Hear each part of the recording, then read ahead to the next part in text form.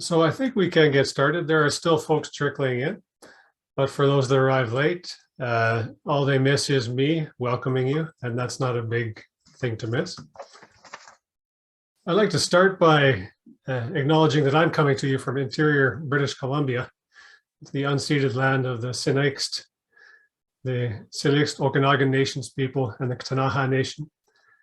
And that I come to you on behalf of the International Institute for Sustainable Development, which is Winnipeg-based, sitting on the traditional lands of the Anishinaabe Waki people, the Mocheiti Shakowin people, and the Mishifpi Métis people. I'm Aaron Cosby.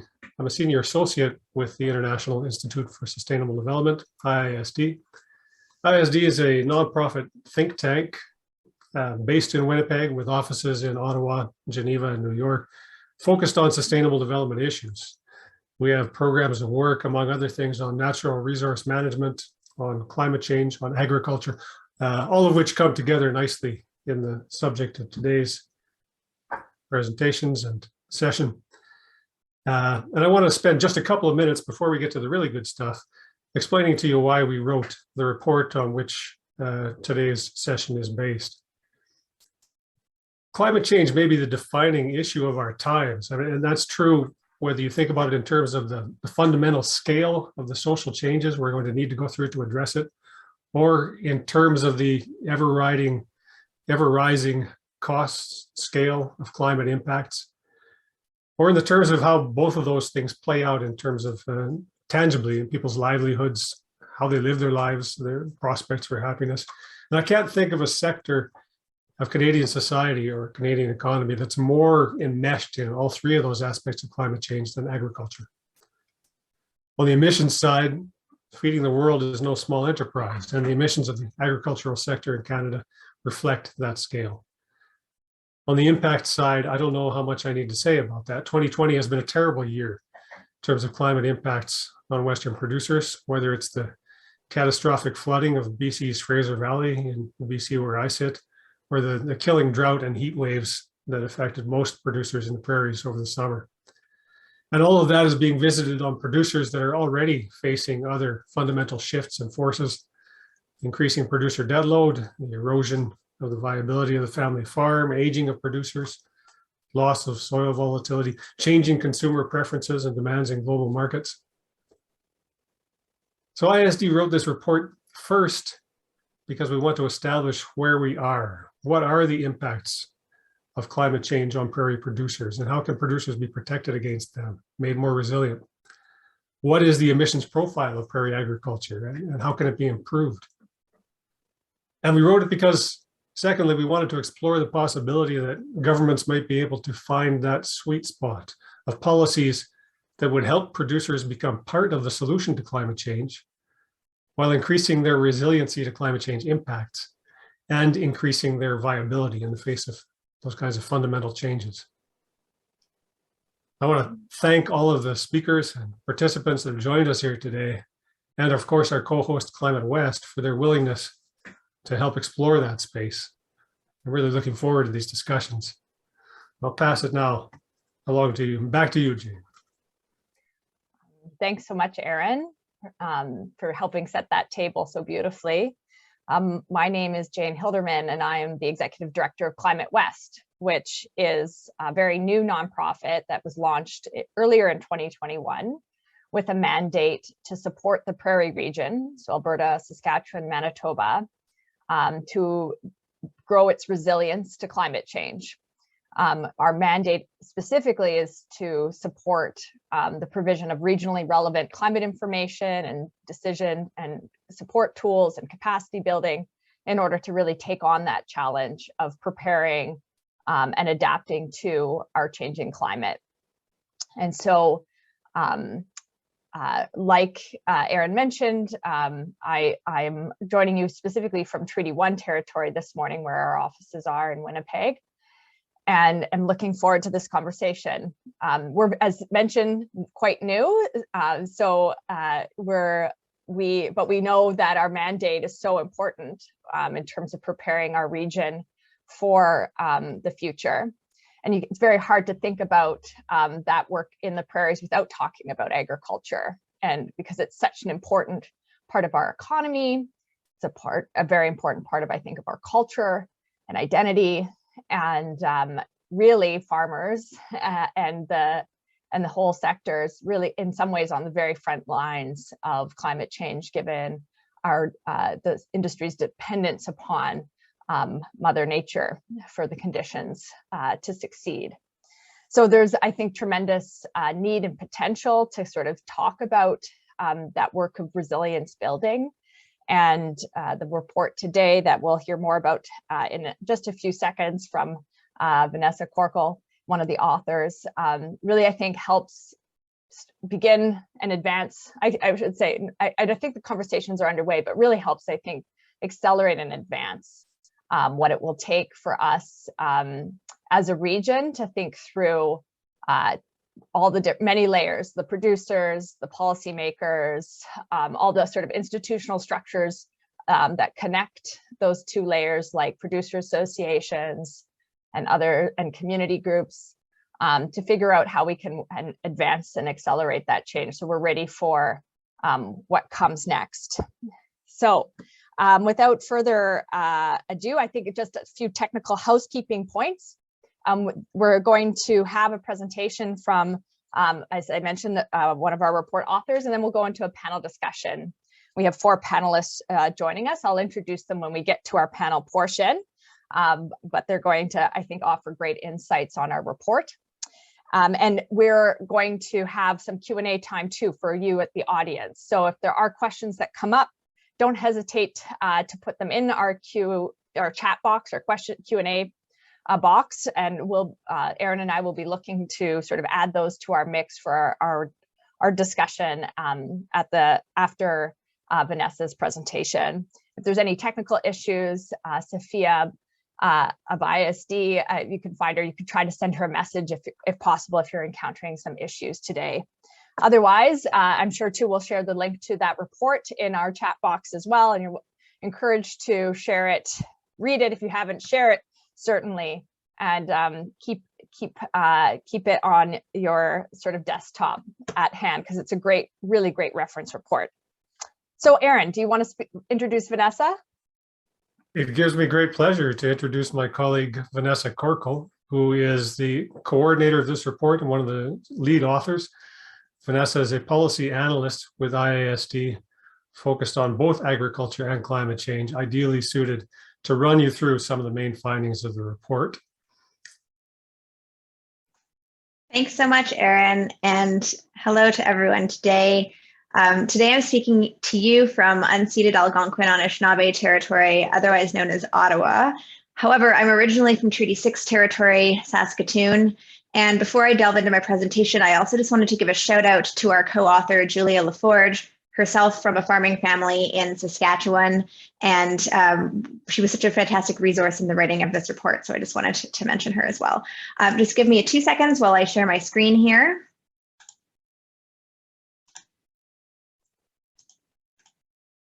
And can someone confirm that it's visible? Yep, it's perfect. Perfect, thank you. Okay, so today, I'm just going to run you through the main findings of this report. And I also wanted to mention that this is actually the first of 2 reports that we're publishing, and the second one is going to focus a little bit more on specific policy recommendations. This one we kind of characterize as a ground truthing document. We wanted to really outline specifically for agriculture in the prairies, what are the climate risks and what are the climate impacts? So I'm going to walk you through a few different things today. The first is, what are some of the historical trends that have impacted our response and how we are approaching climate change in agriculture? What are the key risks and implications for resilience? What are the ways that agriculture contributes to emissions and impacts? Some of the sweet spot solutions, many of you know about many of these already. And what are some of the high-level ways that we can move forward? So I really wanted to start with the historical context because I think that to move forward, we need to understand our past. I won't go into a huge amount of detail on this, but suffice to say that we thought this was important to include in the report because the long view helps us understand where we are today helps us learn lessons from what worked and what did not work in the past in terms of responding to difficult environmental conditions.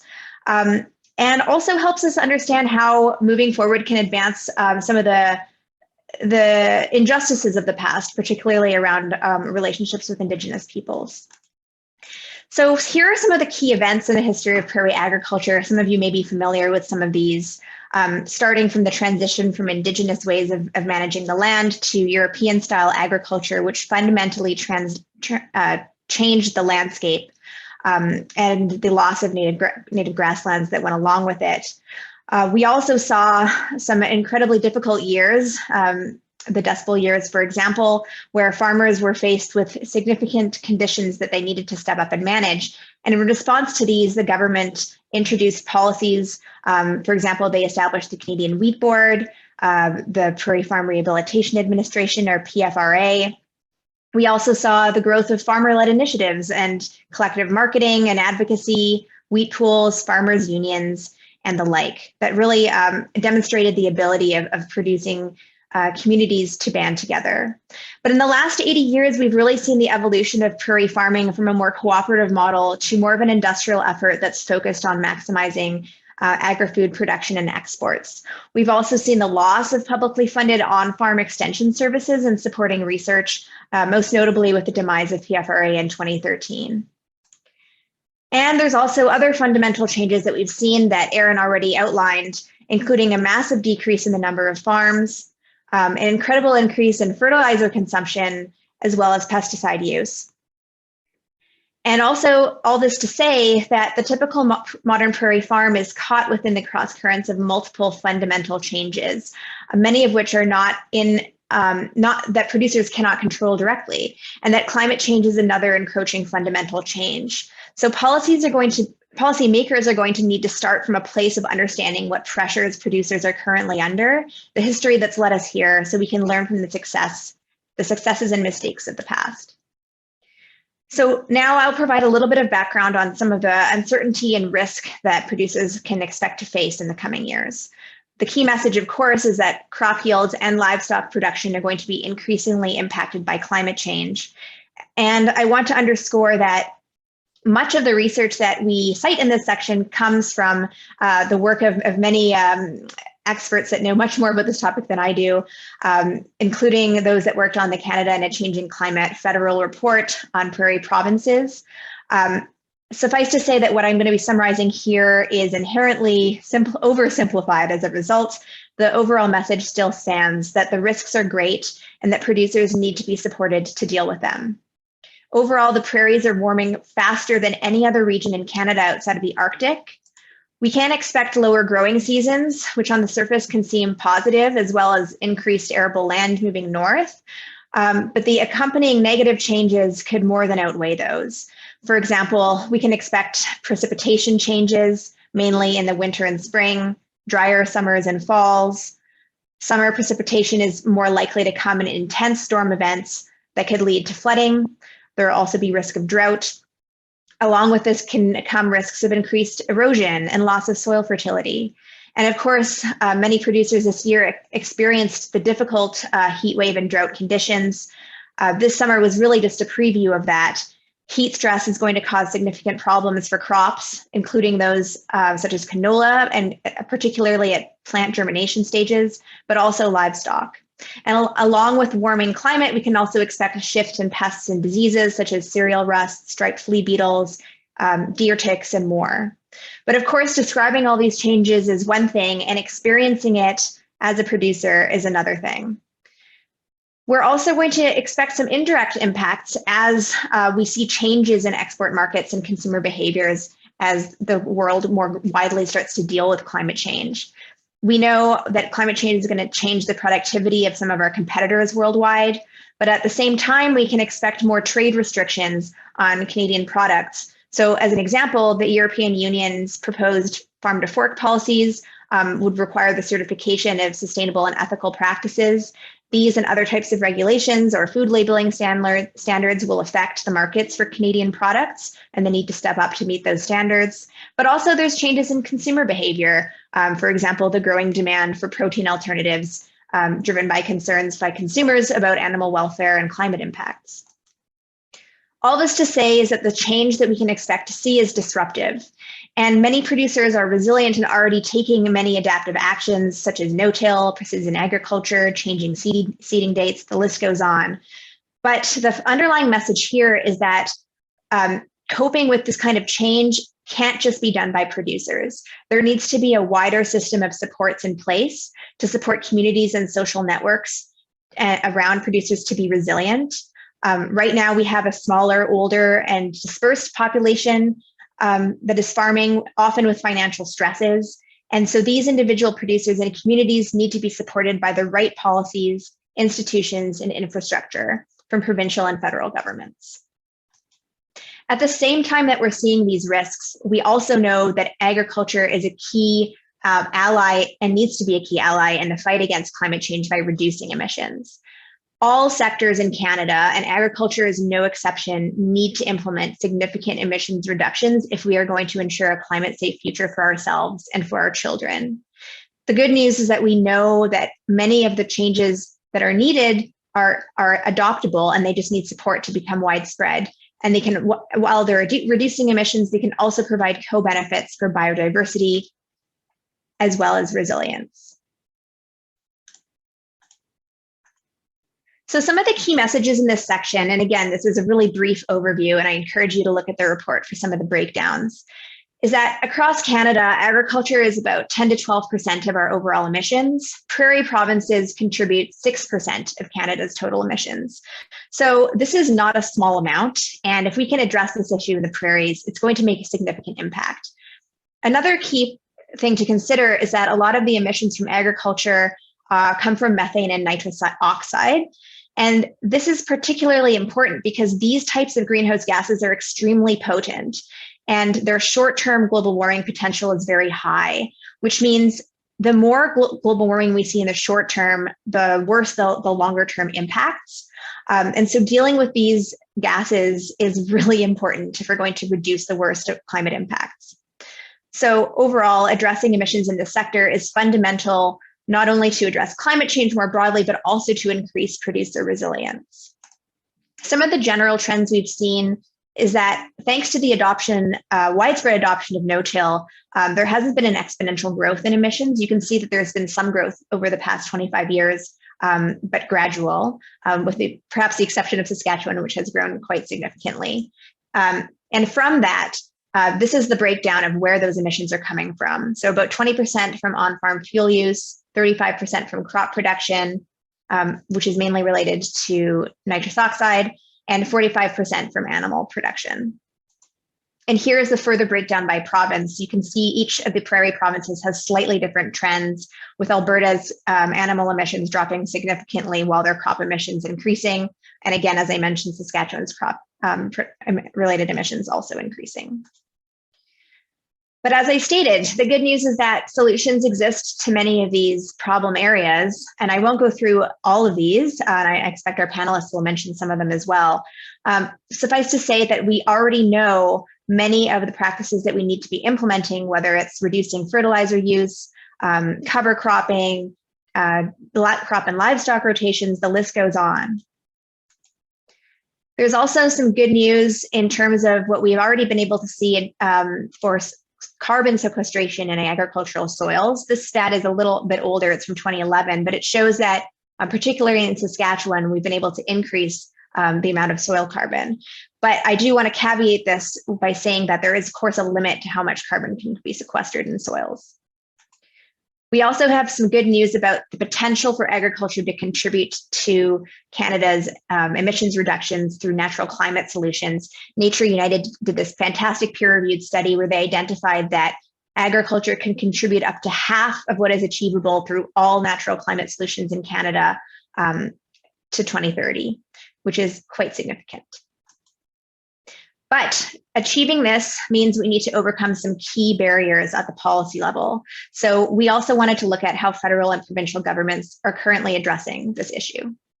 And we identified 3 major policy hurdles after we did a scan of both provincial and federal policies, noting that we'll go into more detail on some of these and some of the potential solutions in our second report. and looking forward to hearing from the panelists and from you on what you think is needed. But briefly, we don't have a national target for emissions reductions across the sector. That's not unique to agriculture. This problem exists in other sectors as well, but it doesn't provide a clear policy signal on where the sector needs to go. There's also a lack of comprehensive strategizing across federal and provincial governments, and a lack of program evaluation and transparency for monitoring and evaluation to know how well existing programs are actually working. I just want to also stress that we looked at, for a separate report, some of the international best practices in this area. And suffice to say that best global practice means having a comprehensive strategy for the entire sector, focused not just on emissions reductions, but also on areas of land under sustainable production and economic and livelihood goals rather than individual programs. We also have a more fundamental tension that exists between policy goals at the federal level. On the one hand, we have some incredibly important international commitments around sustainability, from the Paris Agreement to the UN biodiversity targets and the Sustainable Development Goals. These are important not just for our international commitments, but also, to cut to the chase, the future of life on Earth. At the same time, we have a tension between these and the policy goals outlined in the Barton report regarding where Canada sees potential for this sector to grow in exports. And reconciling these two fundamental policy objectives is going to be key to moving forward. Another note that internationally, best practice, spending more money per acre on environmental solutions. Canada is currently at the bottom of this list. This is from research from Farmers for Climate Solutions that was released last year. Oops, sorry about this. And as I mentioned, a key barrier is the decline in public extension services. Fortunately, recently the ministers of agriculture provincially and federally met and released the Guelph Statement, which outlines some of their intentions for moving forward on policy. And I do want to highlight that it's very exciting that we see climate change and environmental protection being highlighted in this statement. And we hope it will be addressed adequately in the next agricultural policy framework in 2023. So briefly, the path forward, which I'm going to kind of race through because I'm running out of time, is that we need to have comprehensive measures to transform agriculture, not just on the prairies, but across Canada. Some of the examples that federal and provincial governments can do are provide support for extension services, create incentives for best management practices, support nature-based solutions. Some of the things that NGOs and producer associations can do is scale up successful existing programs but also continue to provide research and advocacy on the policies that are needed. But industry also has an important role to set ambitious corporate targets and roadmaps, do some of the very needed innovation, and support research and market development. There are also many opportunities to work with Indigenous communities and to advance reconciliation while respecting interactions around traditional knowledge. And overall, we need to be mainstreaming climate change in federal food and agricultural policy. This means not just for the next agricultural policy framework in 2023, but also more broadly the food policy for Canada. We need to be aligning our domestic policies with our international commitments, making sure that we're monitoring and evaluating programs to make sure they're actually effective, doing adequate consultation with stakeholders, implementing the national adaptation strategy, empowering regional networks, supporting soil health, and something that's equally important and deeply tied to the climate change conversation is advancing equity, diversity, and inclusion. So I'm going to end it there. Sorry, my timer is telling me to stop. And I look forward to the panelists' reflections on their thoughts on the report. Thank you very much. Thank you, Vanessa, for condensing a long report into 15 minutes, and I think did a great job. One of the things that struck me about this report is how comprehensive it is. So often you end up in this discussion about climate action, either thinking about emissions or thinking about adaptation. And this report really tries to bring together those two threads. And I think it's so important for agriculture since it's typically a very integrated discussion. So without further ado, let's get on to that discussion and engage our panelists. I'm going to do a quick round of introductions to our four guests. Beginning with Ian McCreary, who is joining us from McCreary Land and Livestock Limited. He's a grain and livestock farmer with his wife and 2 sons who own and operate a mixed farm in central Saskatchewan. Ian and his family have over 2,000 acres of annual cropland and about 600 acres of hayland, and they protect about 300 acres of wetlands.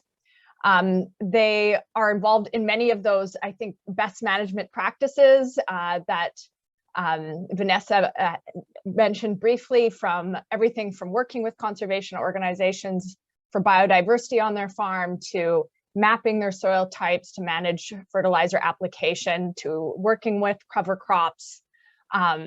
They are clearly a farm that's trying to constantly improve and explore new technology like solar as well. So we'll hear from Ian on that front. Also joining us is Dr. Deborah Davidson.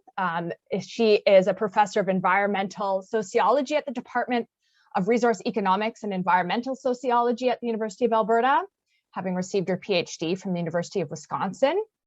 She is also director of the Prairie Urban Farm at the University of Alberta. Her areas of teaching and research cover impacts and adaptation to climate change and crises and transitions in food and energy systems. Notably, she's one of the lead authors in Working Group 2 of the IPCC 5th assessment. So lots of depth of expertise, especially I think on some of those policy questions. Duncan Morrison is helping us have a Manitoba perspective this morning. He's the executive director of the Manitoba Forage and Grasslands Association.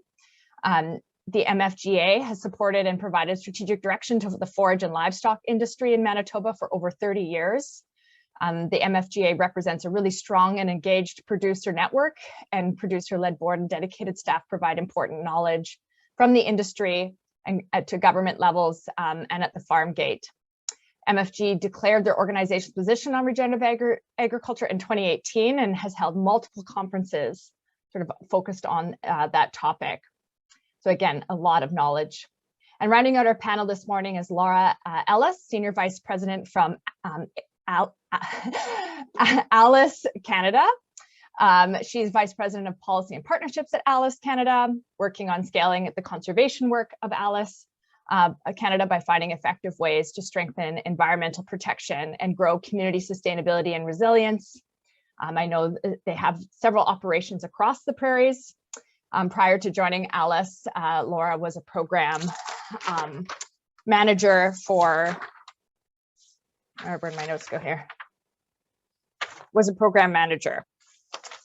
So let's get started, and I want to go to Ian McCreary this morning and ask him, as a producer, one of the things about this report at the end is sort of a clarion call for the need that climate action becomes sort of part of the culture of agriculture in Canada, but I think specifically on the prairies too. And I was wondering, sort of given your history in the industry, what hope you carry forward or for sort of that shift in thinking.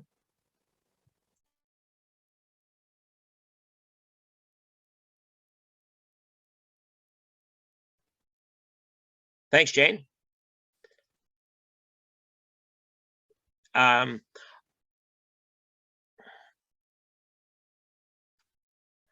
right, well, I'd like to thank Jane for that introduction. I'd also like to thank IISD for the work on this report.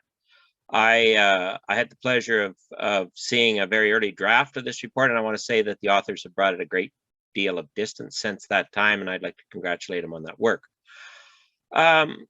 In addition to the farming work, I had the opportunity over the last year to chair a group, a task force, co-chair a task force with a group called Farmers for Climate Solutions. And with that task force of scientists and farmers from across Canada, we proposed a number of initiatives which we thought were front and center for action and moving forward. And many of those are paralleled in the report today. So congratulations to IISD on their participation in our task force and the work that they've put forward today. So as Jane mentioned, we farm in Saskatchewan. We are on the main highway between Saskatoon and Regina, where Treaty 4 and Treaty 6 lands just on the border between those two huge treaty land areas.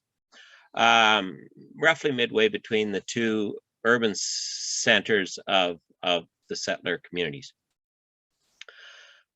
And I'm just going to quote the first line of this report. The summer of 2021 was not kind to agriculture producers on the Canadian prairies. And I can say that our farm, sorry about that, our farm is pretty central to that. Our farm is pretty central to that drought area. We got a line on our farm that there's good days and there's days that make good stories, and they're often not the same days. And I can say 2021 was mostly the latter. And as a producer, I could tell stories about the summer of 2021 at some length, but I'll save you that. I'll just want to update on a few sort of what I would say that what were the learnings from that drought, and I'll put those learnings out just because I think they can partially inform a path forward. So a couple of things about the drought of 2021. It was statistically the worst drought in my lifetime, and would have been only parallel to the drought of 1988, which was early in my farming career. And I think that the difference in outcomes inform a little bit of what we can say about our path forward. On our operation, there was no place we had bare ground. In 1988, there was probably a third of our acres that never produced anything. In 2021, our pastures carried our livestock, where in 1988, things were grazed to the ground. And I think the two things that have changed dramatically in Western Canadian agriculture between those two big droughts were the virtual elimination of tillage. Certainly on our operation, we haven't had tillage in any measurable amount for 30 years. And the movement to better pasture rotations so that pastures can have a use and then a firm period of rest and regeneration. Those types of initiatives have private benefits, and they have public benefits in the sense that they've sequestered additional carbon and made our soil more resilient. So I will resist the temptation to tell you a lot more stories about the drought of 2021. And what I'd like to do is move from there to what I will call the components of the path forward. And I will divide farmer action that can be done into three categories: improving resilience, reducing emissions, and engaging with government. And on the improved resilience, I think there's probably other panelists that will give you more detail on this. We've learned that avoiding tillage matters for soil health, and we need to continue to engage in practices that avoid and eliminate tillage. We've learned that ensuring that grasslands have adequate time to rest between periods of use is necessary for health of grassland and the roots that go with that and the carbon. And so we can further build on the adoption of those techniques. We've learned that carbon and root systems and organic matter in soil not only improve their productivity, but they improve their resilience to huge weather events. And intercropping and cover cropping have the potential to complement the zero-till practices that we've done in some times and in some areas in the prairies. So I'll leave that package mostly for other panelists. I would say that the area of reduction in emissions, I think, is key. And I'm going to limit my remarks to saying nitrogen fertilizer is the Achilles heel of modern conventional agriculture systems from a climate transition perspective. And it's not that nitrogen fertilizer is wholly bad. It's that nitrogen fertilizer, when over applied relative to its use, is a huge risk to nitrous oxide, which is something in the order of 289 times worse than carbon dioxide. And I think we're in a bit of a catch-22 on this one, because we haven't done a good job of understanding the big transition. I think it is just a matter of keeping our nitrogen use below that which is required by the crops. And there's a number of practices which we're playing with on our operation to try and make that happen. The other one that I want to make specific reference to is the preservation of trees and wetlands on the prairies.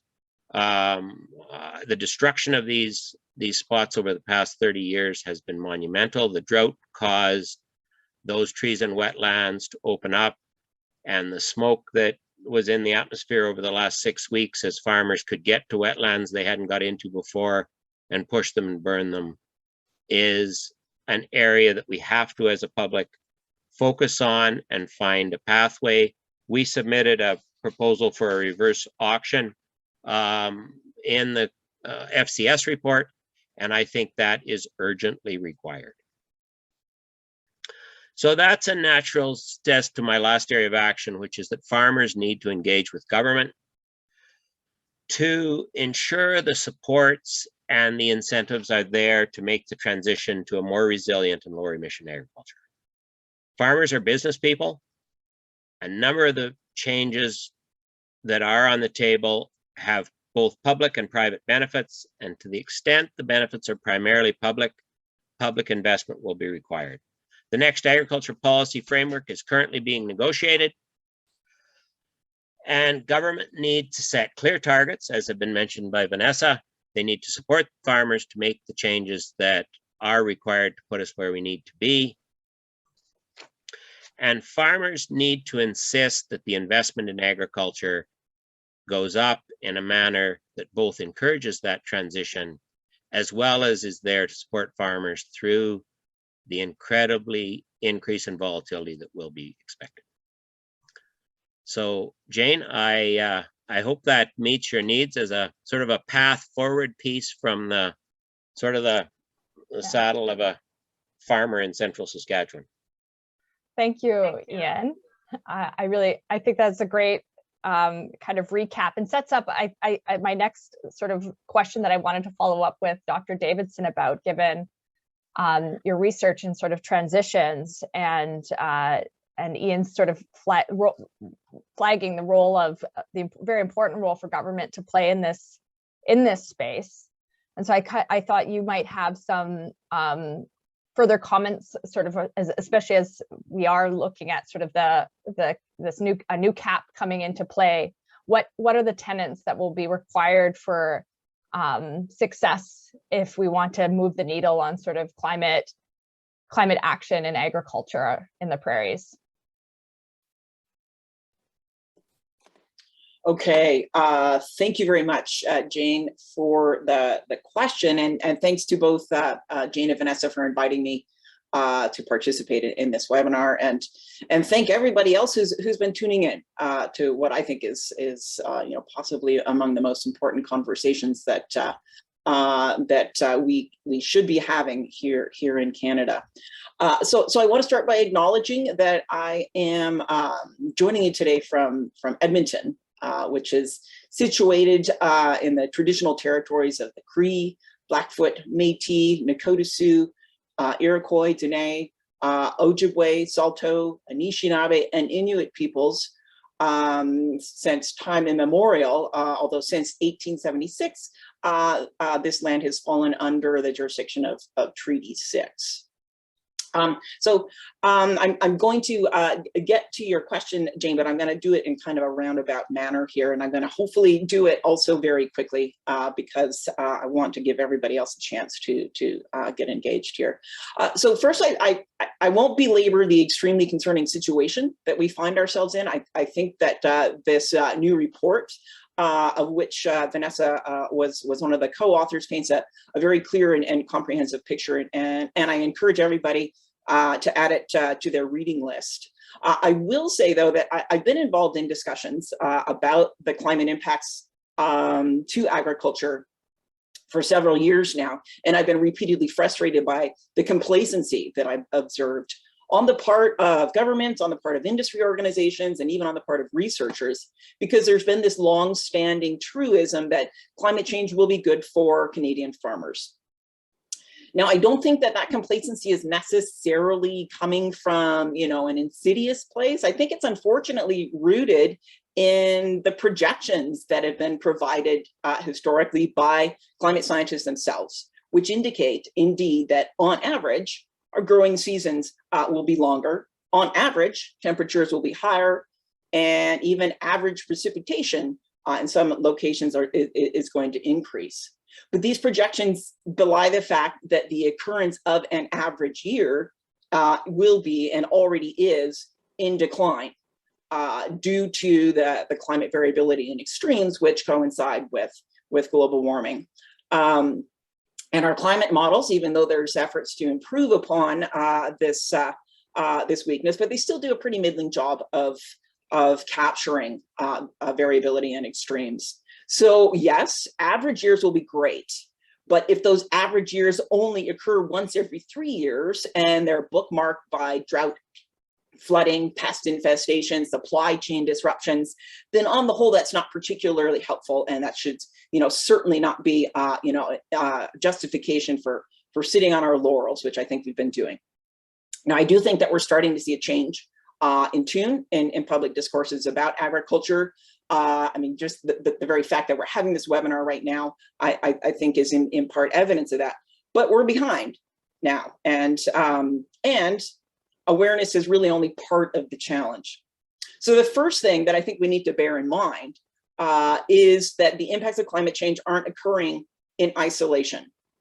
They intersect with several other processes that are characterizing our agricultural sector, including recent policy history that I think is covered also very well in this report, that has favored large-scale, highly industrialized monocrops for export, and the instilling of a competitive rather than a cooperative relationship among farmers.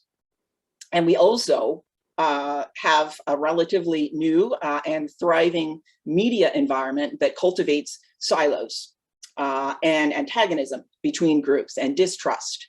And, you know, this is kind of the elephant in the room when we talk about how to approach a more climate smart, climate mitigative and adaptive agriculture, or any other sector for that matter. So both of these trends exacerbate in many ways our vulnerability to climate impacts and pose barriers to our ability to transition.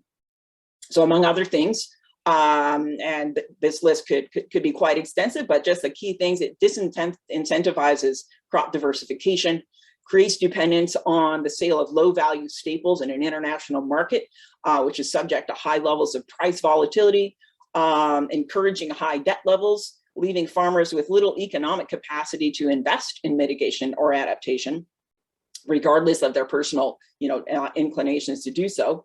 And it has more or less stripped farming communities of the social capital that's required to address complex collective problems by, among other things, limiting the ability of farmers to utilize their own knowledge on farm, creates dependence upon information that's provided by industry, and creates, like I said before, more of a competitive rather than a cooperative culture across farmers. Again, we're starting to see a lot of changes here that are very exciting, but that's kind of the baseline that we're working from. And due to barriers to entry in the sector, and this is another point that Vanessa made, the number of farms continue to decline, although their size increases, but the average age of farmers is increasing as well. And that means that we're missing the opportunity to bring in the new ideas and the creativity that a new generation of farmers can bring forward. So all of that, I know, sounds pretty bleak, but on the positive side, I do think that there are some trends that we can capitalize upon. The first one, and I think Ian made this quite clear, and he's also a great personal example of this, is the strong conservation tendencies among many of our farmers, which means that many farmers are already adopting best management practices to the best of their abilities. And those practices have benefits for climate mitigation and adaptation, even if those farmers aren't necessarily doing so on the basis of concern for climate change. They're doing it to protect water and soil quality and wildlife and other values. The other trend that is, even despite the barriers to entry that I just described, is we're starting to see an emergent and rapidly growing group of young, smaller, alternative farmers. Academics would call them post-productivist farmers, meaning that they place ecological and community well-being higher on their list of operational priorities than the maximization of production volumes. And they're not coming in basically with the large amount of debt that is shackling the kind of the incumbent farmers in the field. So how do we capitalize upon these trends then? And this kind of gets back to your question, Jane. So first, again, to underscore a point that Vanessa already made in her presentation, is waiting and hoping that farmers are going to solve this for us on their own. It's not only unrealistic, I think it's also enormously unfair. This is our food system we're talking about, and we also need to acknowledge that some of our past policies have helped to create some of the challenges that we're now facing. Moreover, big collective problems like climate change are simply not solved through individual action. They're solved through coordinated and collective action. So we need a full-scale rethink of our agricultural policies, but that rethink needs to recognize foremost that our primary goals are farmer livelihood and food security. And right now, and it also needs to recognize that climate change poses a very significant threat to both of those priorities. But as we're thinking about the role that policy can play, we also need to bear in mind that taking the other extreme and just imposing top-down policies is a strategy with equally low likelihood for success. We as humans, we all appreciate our autonomy. We don't like to be told what to do. And farmers are in fact humans. So top-down policies not only are going to have limited chances of compliance, but they're also likely to have reduced effectiveness because they also don't account for the social and the cultural dynamics at the local level, and they don't capitalize upon the wealth of farmer knowledge and perspective that we have basically embodied in the farmers that are operating on the prairies today. So the way to address this collective problem is by setting the targets, but then inviting farmers to help us design the strategies to meet those targets. So Farmers for Climate Solutions is a fantastic initiative that seeks to do just this. But as Ian says, the next step is to actually engage with government. So it's not just, that doesn't simply become another siloed conversation. And then governments need to ensure that farmers have the resources to actually implement the strategies that are created. Last point I want to make, and I'm just going to add to the list of things that were highlighted by Vanessa in terms of places where we really need to see change. And I'm going to speak from my own home base and in the university system, and that is we also need to mainstream climate change in research and training in our universities, and that's not yet happening. And a lot of our agricultural programs in universities, we're still sort of operating on in a universe in which climate change doesn't exist. And so there's a lot that needs to change there in terms of who we hire, the priorities that are placed upon funding, so that we can, again, sort of prioritize both research and training that can support our transition of our agricultural systems. So I hope I didn't take up too much time there. I'm going to stop. Thank you again. Thank you, Deborah, and for adding to the list like a different angle on the discussion around education.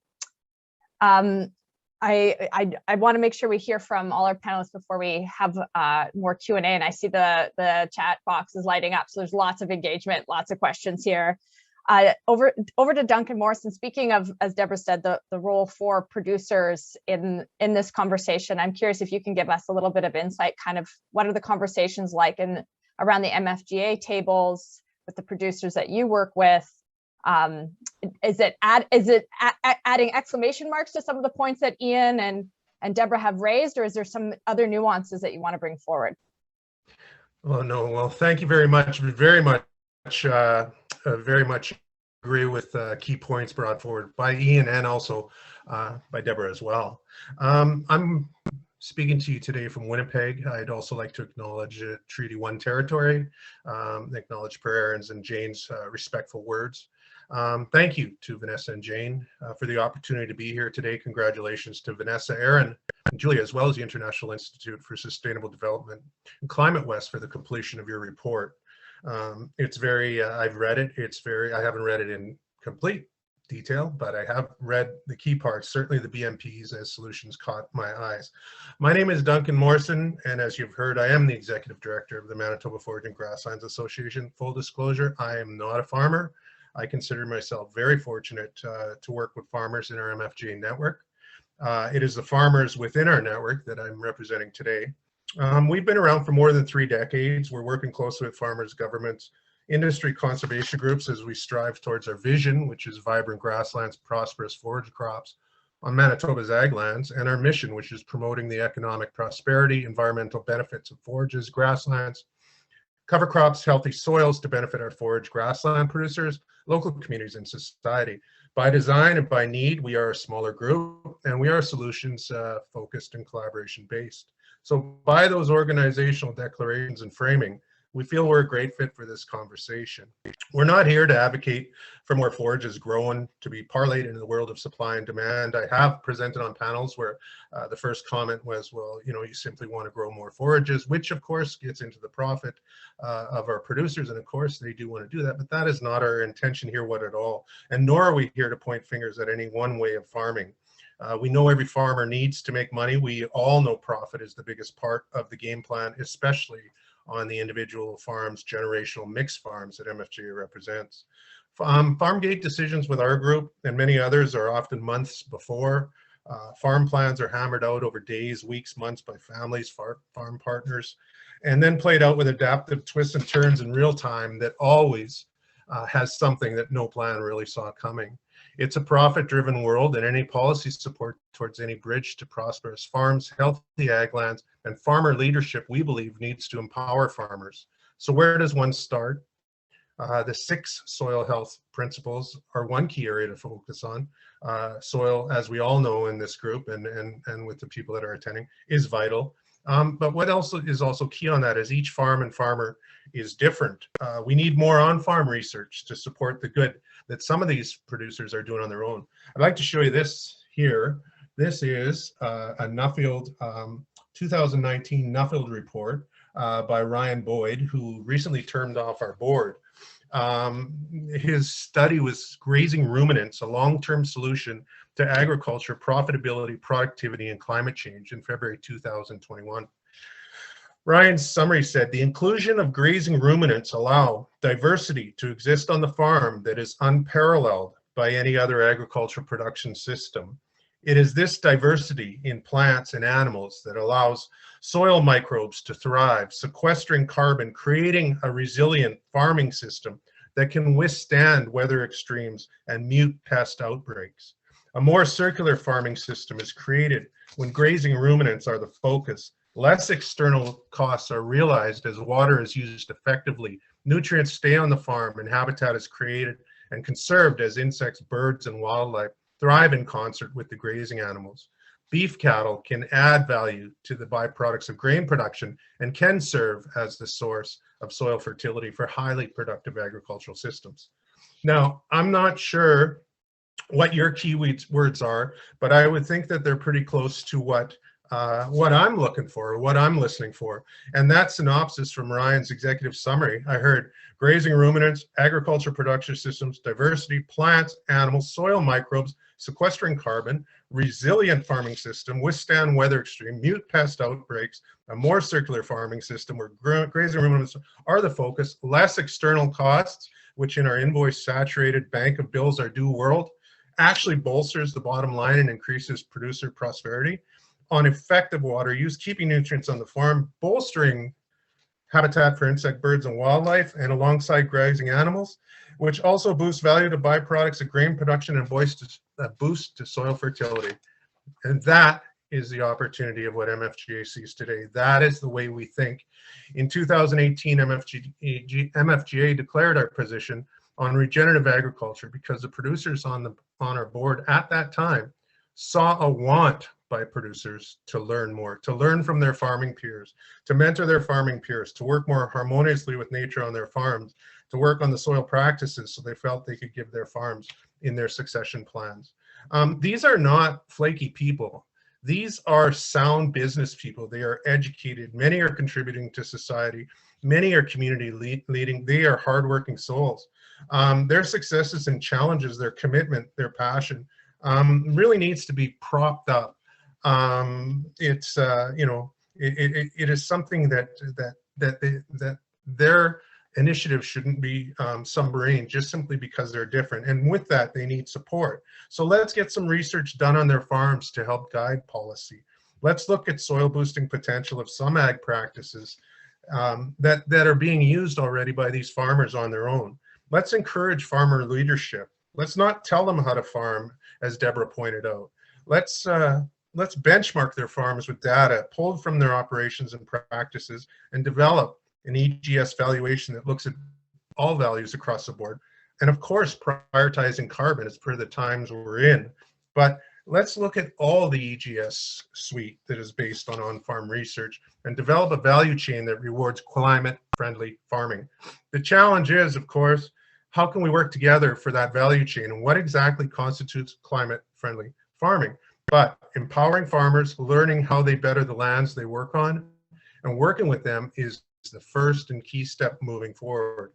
The flip side, as we all know, is farming is going very well for some, including some within our network that are realizing you know, some pretty successful seasons.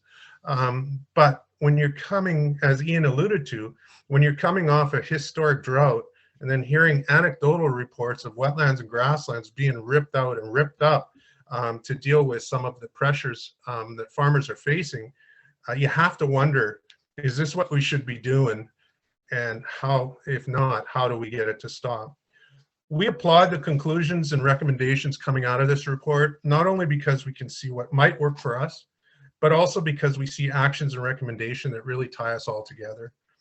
No one farmer, ag group, government institution, foundation, industry, or stakeholder can set Canada up for the future we all deserve and have worked for. At MFGA, we take 1,000-foot view of the land and see it all as a whole. Not each part separate, everything's connected. We all need to be aware of that. There is no action without a reaction. I look forward to more discussion, especially on the points that brought us all together here today. Thank you.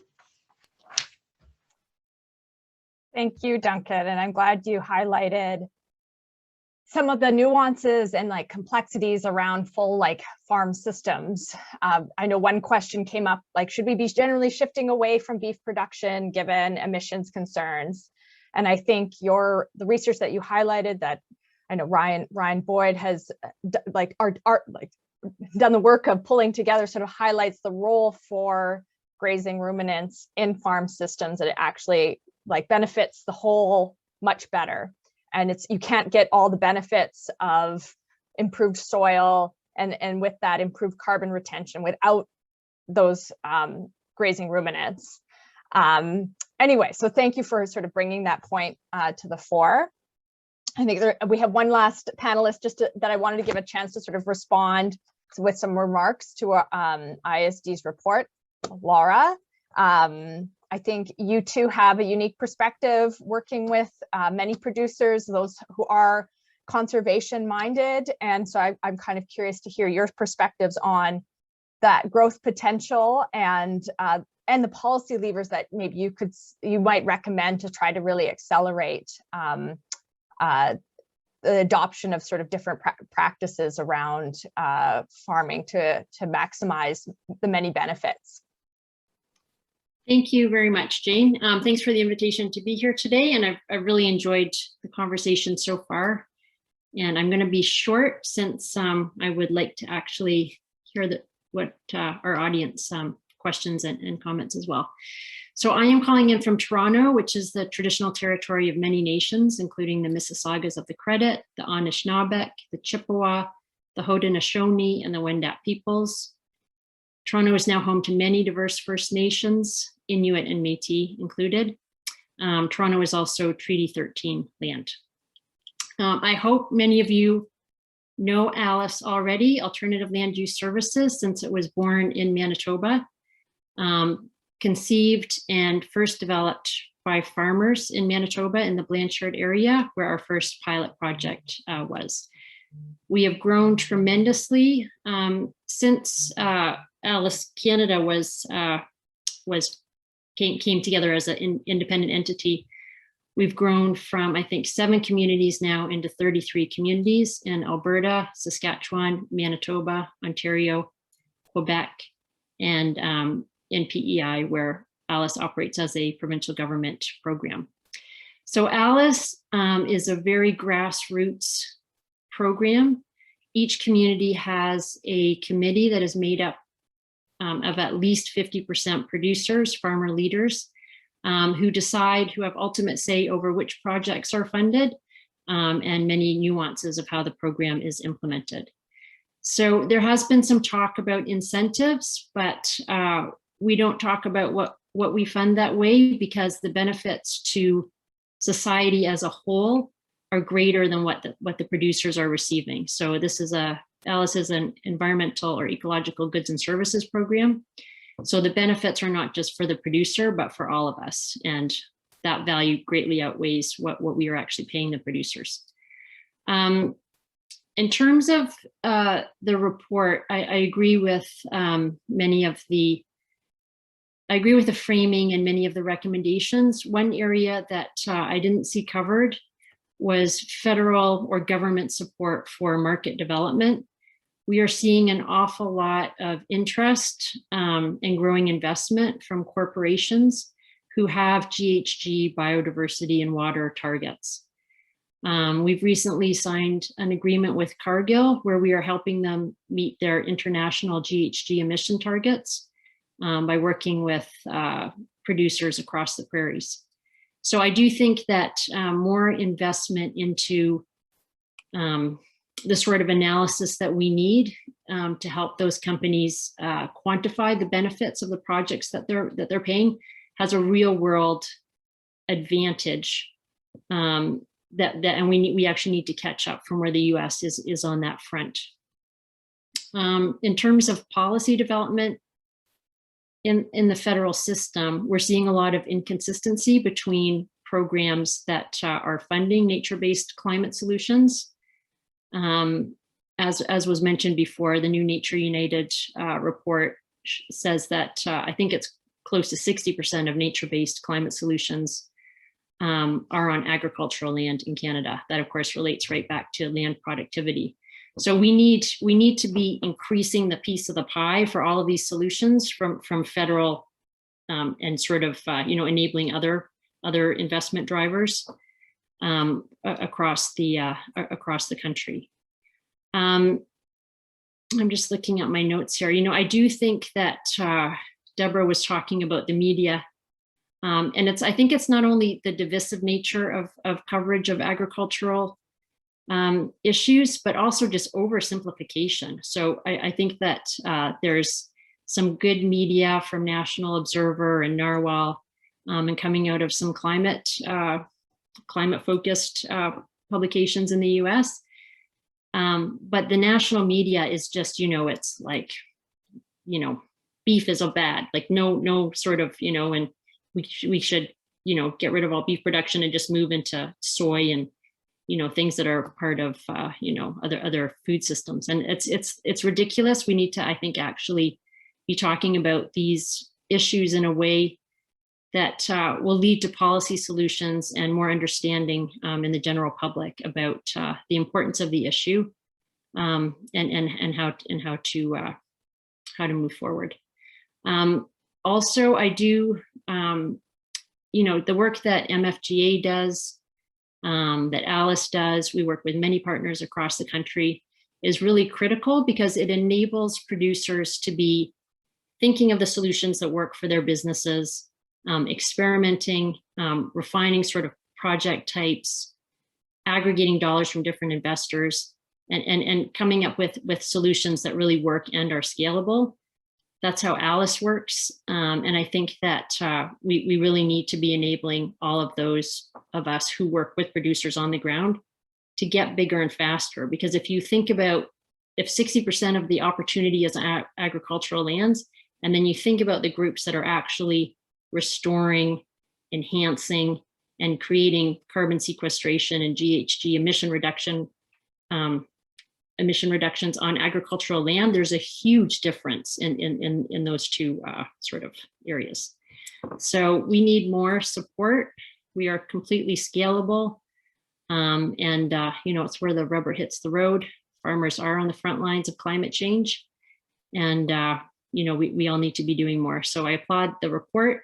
And I would really like to see what everybody in the audience has to say about this issue.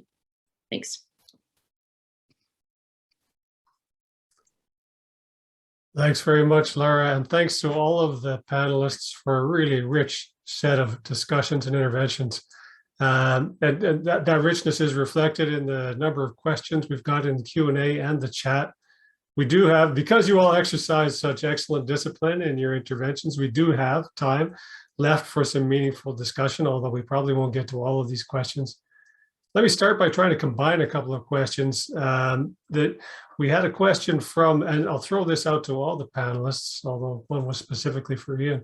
We had a question from Lindsay Boucher, that, or Boucher, that tried to understand the link between the pressures under a corporate farming system, industrialized farming system, to go corner to corner, draining wetlands, and we heard about the impacts of that, and taking out shelter belts and that sort of thing, and asking, would a return to family farming, community farming, allow farmers better capacity to deal with climate change and more resilience on farm? And let me combine that with a question from Will Bailey Elkin that was posed to Ian, but I'll pose it to all the panelists. If that's the case, or if that's not the case, what kinds of government incentives, what kinds of supports from government would be successful in trying to address that challenge, and more generally in promoting regenerative agriculture practices across the prairies? That's pretty broad. But who would like to jump in on that one for a few minutes? And please keep it short enough that we can have a few more questions. Who would like to start on that one? I don't mind jumping. Oh, sorry, Deborah. I don't mind jumping in just very quickly. So I think when we think about interventions on farmland, there's two main types. So there's marginal land projects. So either preventing conversion of land that isn't great for production systems, keeping it in nature, or returning farmland that is marginal back to nature. And that's been Alice's focus to date. And then there's sort of the on-field projects, right? So cover crops, no-till, even putting pollinator strips or shelter belts back into those cropping systems. So it's kind of difficult unless you're thinking about those two different realities. I know Ian was talking about what he's seeing in his neck of the woods with areas being removed. But I do think with precision agriculture and more understanding, hopefully less natural areas will be ripped out, and there will be more and more incentives or funding for everyone's benefit to put nature back where it makes sense to. Thanks, Laura. Did anybody else want to come in on that one, or would we like to move on to another question? Anyone? I could take a run at it if you want. If you want to move on, that's cool too, Aaron. I don't have much to say. Go ahead, please. All right. Well, we know that a healthy agroecosystem produces many ecological goods and services, and the one on the dance floor right now is carbon. And everyone wants a carbon system to work, and so does MFGA. But with the monies already dedicated in the budget, we're wondering if like an outcome-based, not process-based system would prove to be a wise investment over time. This could include deep soil samples, while also taking into account and scoring EGS to achieve a full picture. And we also believe as well that the potential of an ag landscape-based green infrastructure needs to be fully implemented and investigated as well, or investigated, then implemented. So those are, hopefully they help. Thanks, that's great. I'll just very, Deborah, did you want to come in on that as well? Yeah, and I'll be very quick. It's not from an agronomic or an operational perspective, but I'd like to add a social dimension to kind of those two scenarios.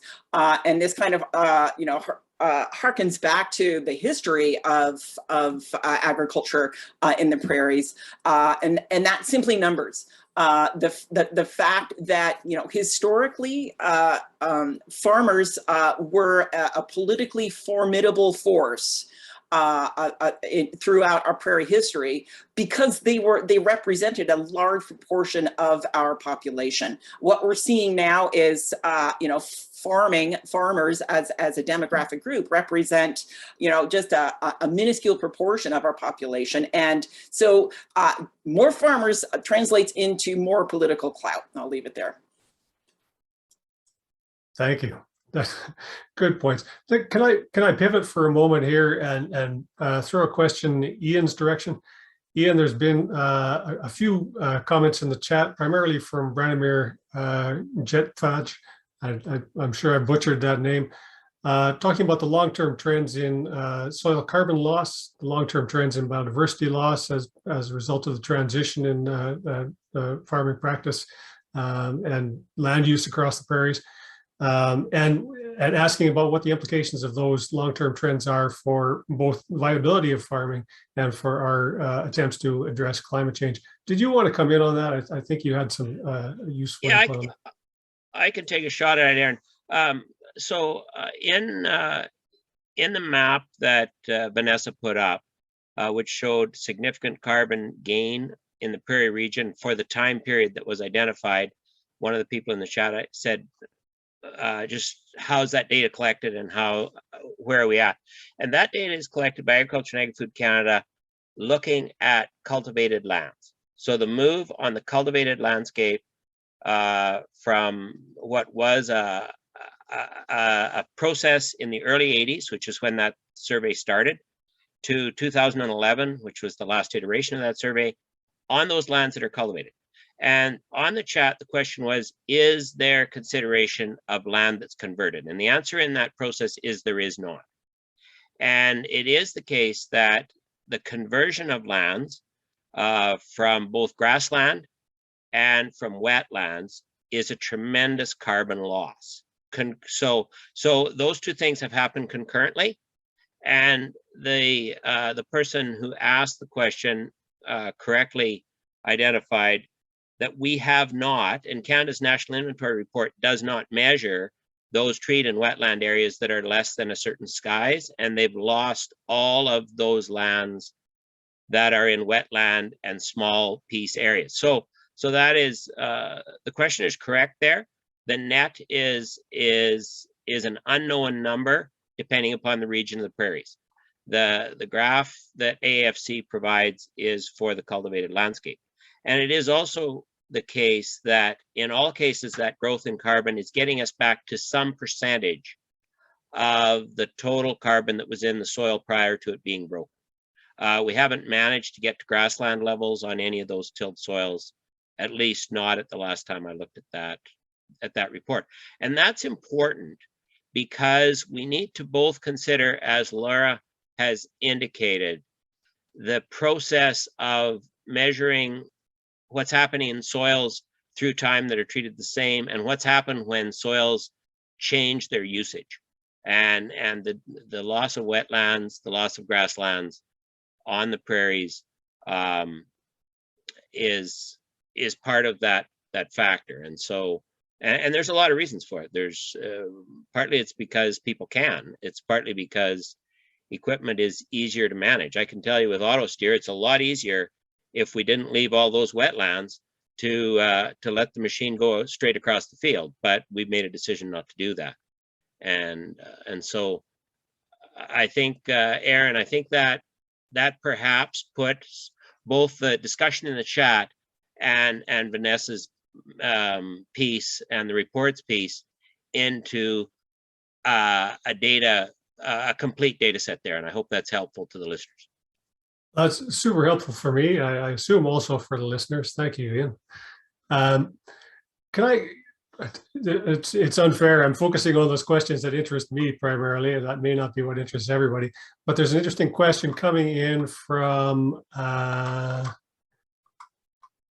sorry, that's from Haley, who asks about the new Canada Water Agency and whether there's any potential, whether anyone sees potential in that agency to provide the kind of on-farm extension services that we know have been dwindling as provided by other arms of government over the last decades.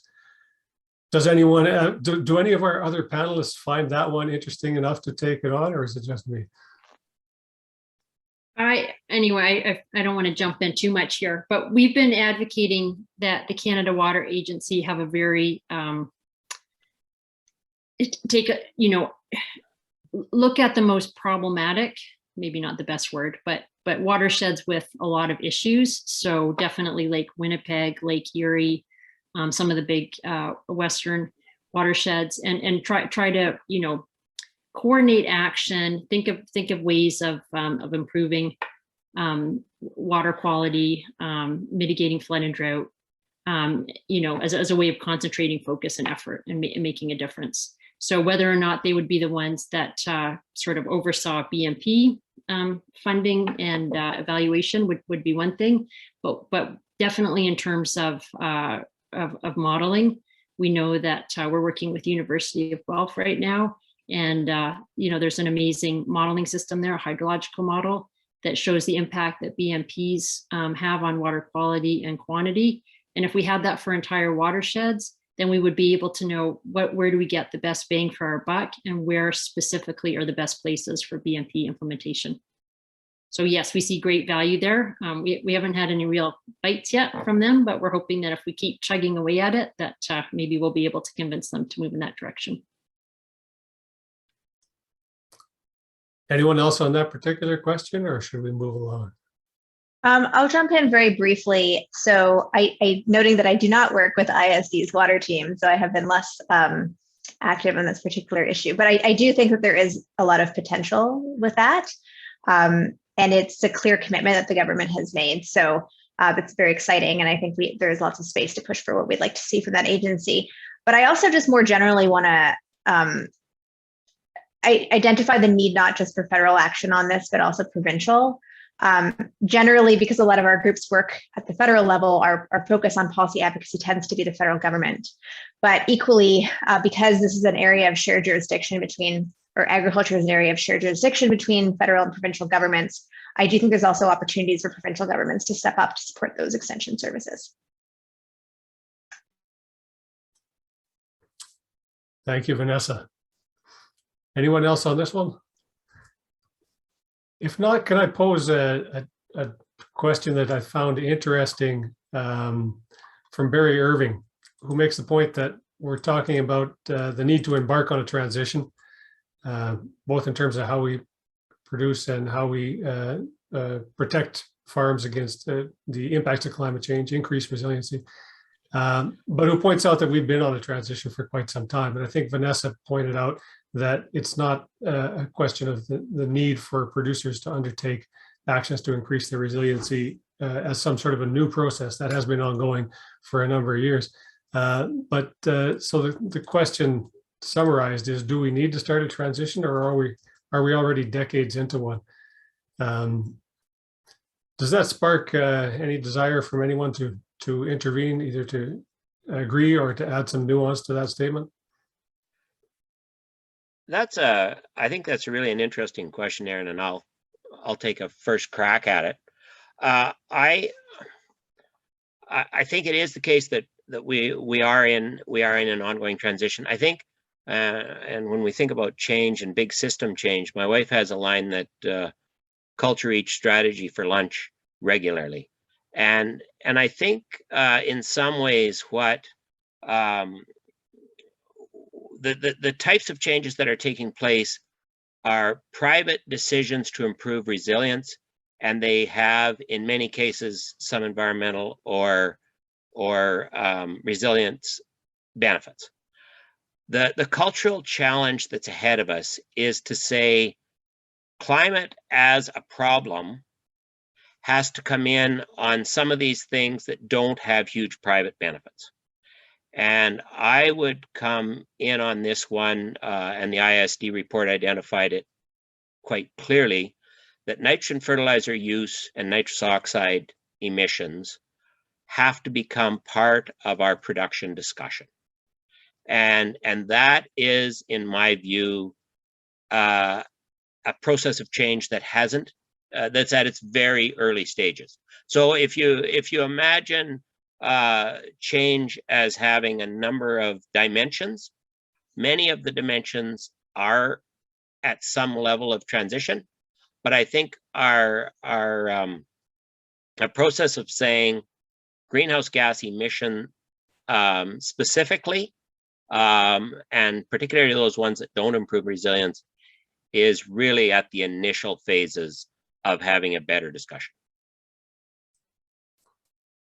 Thanks. That's some excellent nuance on that question. Now, did anybody else want to come in on that? I think the point drives home something that was also in the report, which is that we have multiple types of emissions, abating some of which gets you to a place of increased resilience and may even have some kind of a business case, but others which don't. And as Vanessa said, this is not a problem that we could expect, and I think Deborah echoed that, we could expect fairly producers to deal with all on their own. We're looking for ways that governments can support them to take actions which may have a terrible business case or not a very compelling one, but have huge impacts in terms of increased viability or, more important, climate mitigation.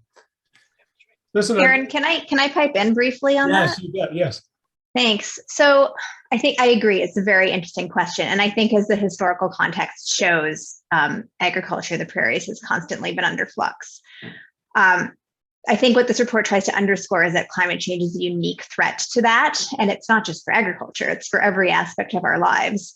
So if I can step back a little bit from that question, if we look at Canada's emissions profile more generally, the Canadian government has made repeated promises to reduce emissions. We've created many targets. The report from the Auditor General that came out last week shows as many of us know, we've actually never met any of those targets, and our emissions have continued to grow. So again, as I stressed in my presentation, it's not just this sector, but every sector is going to have to fundamentally change if we're going to meet the targets that we've set as a country and be able to have some sort of semblance of stability moving forward. And I think that level of societal transformation is not transition, it's transformation. And that is fundamentally different from what we've done in the past. And of course, at the granular level, that's all the changes that Ian mentioned that have not yet been necessarily part of the conversation so far.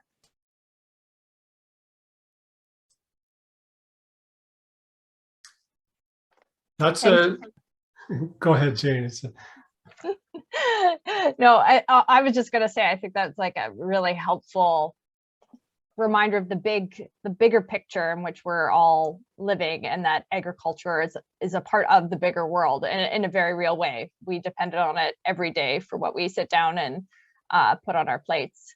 But climate change is working its way through every system, and will require like ingenuity, adaptability, and coping with a lot of change. I'm sensitive to the fact that we're coming to the end of our hour and a half together this morning. We've had like a really rich conversation. Some areas that, not surprisingly, we've kind of tread upon in terms of the role of soil health, the need for, wetlands and ecological goods and services, challenges like around land conversion, the best practices in land management, all in the interest of both trying to keep an eye on emissions levels and boosting resilience to climate change. And we've had some surprises too. I think like the role of media has come up, the role of post-secondary in training and mainstreaming climate change in sort of all education programs, and also the role of industry too. I'm really glad Laura flagged that they are in some ways part of the picture and can be a driver of change as well. Anyway, so I want to give each of our panelists like a minute to sort of maybe leave our audience with some final thoughts. I know that this report is sort of the first of two to come. hopefully Vanessa and Aaron and others haven't yet feel like they're having delivered one. They're ready to start working on the next, but the next one's going to be very policy focused. And as Vanessa said, it's an area that is like multi-level, like international policy, federal policy, provincial policy, even like much more local piece. And I think we've heard from our panelists today the need to really hear producers' voices and let local conditions really bubble up into policy creation. So I was kind of curious if you can take your final comment in any direction, but I think it would be really interesting to know where you want more research or more discussion, particularly on how we accelerate change. Let's go in reverse order. So Laura, do you want to start first? Yeah, so I'm going to come a bit out of left field here. So just in the news this week, we had, like terrible news every day, front page and most of the front section. But there was about 3 inches in the Globe and Mail about how the Great Barrier Reef is in a moment of transformation and corals are reblooming. It just brings to nature is resilient. If we work with nature to solve our problems, I think that we will all be better off. And secondly, NASA is sending something up to redirect an asteroid to make sure that we can protect planet Earth if we have an asteroid hurtling at us. So if we can take those actions that far away, can we not just focus on protecting our ecosystems and our source of food and our source of resiliency for all of our communities? So I'm a glass half full kind of person. And I just think like we need more resources, more smart people. There's 100 smart people in your chat. I've been monitoring the comments. So I think we can fix this. We just have to really concentrate and put the right resources into it. I love it. I love left field and I love a note of optimism. Duncan. I love left field and optimism too. I'm not sure I'm going to approach this from left field. I do want to say that I think that there is some really admirable leadership. I did like the comment on more extension. I think that's something that producers could definitely get behind. I know Manitoba Agriculture has many strong people on their staff that we could utilize or could engage more often. Definitely, we're also encouraged by some of the federal government on-farm climate action programs that have recently been announced.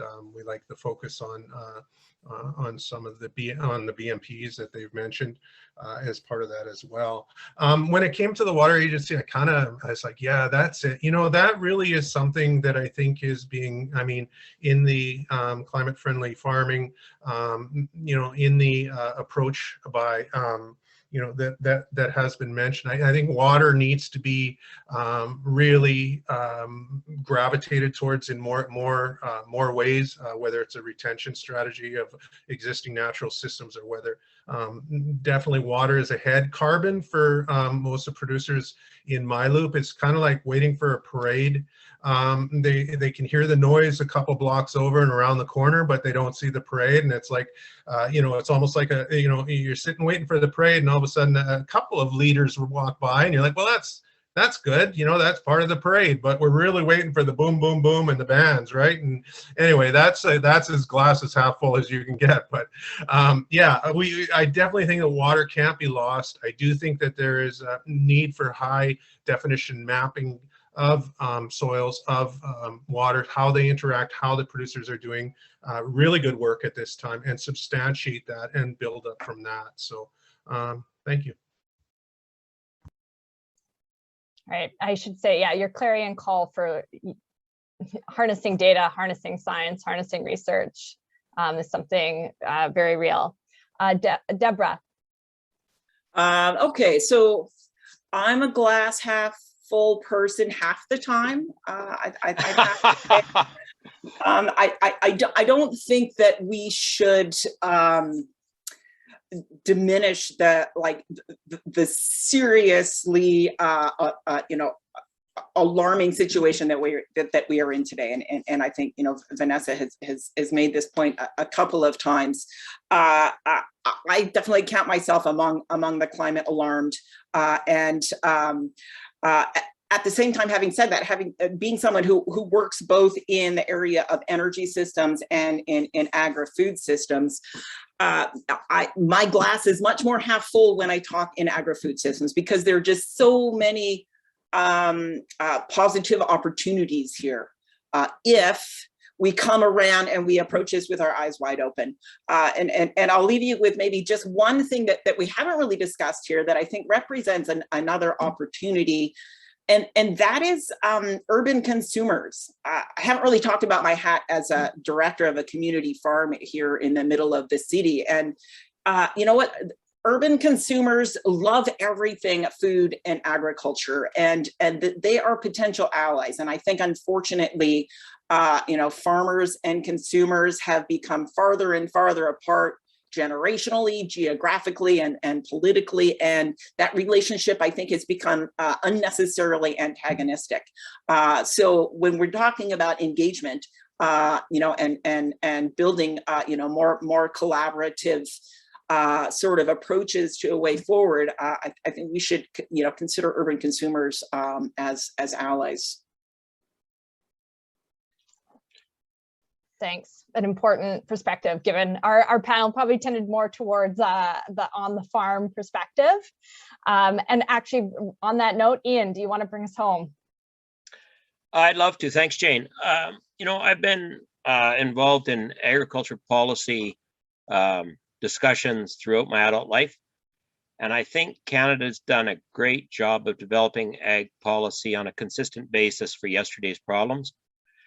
And I think that in many ways, that's because both the diversity of our nation and the diversity of the ideological preferences that are out there mean that the process of engagement takes so long and it's so helter-skelter that by the time they get around to finding something that has a broad enough basis of support, it ends up being the problem that should have been solved the previous decade. And I have some concern that this one could fall in the same sort of kettle of fish. And it's my view that the solution that fits in central Saskatchewan and that which fits in the agricultural areas around Guelph are very different. I think we need to find ways that builds the tent that allows diversity of outcomes and diversity of ideologies to participate. This is a complex problem that needs to have a combination of collaboration among groups that historically haven't liked each other and trusted each other. And so I think that if I can leave people with a thought, it is we need to think of a way past those institutions that have created divisions and find ways of developing new ways of engaging people and find ways of getting science-based and fact-based solutions into policy decision makers' hands so that we can develop a flexible framework that works in a lot of different areas of Canada and one that creates a tent that's broad enough for a very big cross-section of people to be a part of the solution. That's a great place to wrap up. And I like the positive tenor of that last 1 minute speed round, thinking about positive ways forward. I have now prepared a brief 45-minute summary of the main points raised in this session that I'll give you. No, I'm going to end by thanking all of the panelists. I think it was an excellent spread of panelists, and by thanking our co-host in this event, ClimateWest. I think the discussion was rich enough that any kind of summary would be crazy, but we covered a good amount of points, and moreover got to actually do some Q&A, which is a rare thing in a session these days. Thank you on behalf of IISD as well for your participation. We will be, as Jane pointed out, producing another report based on policy recommendations, more focused on policy recommendations. So watch this space. You can find about our work on IISD.org. In the meantime, thanks to all. Have a wonderful rest of your day, and we will be in touch.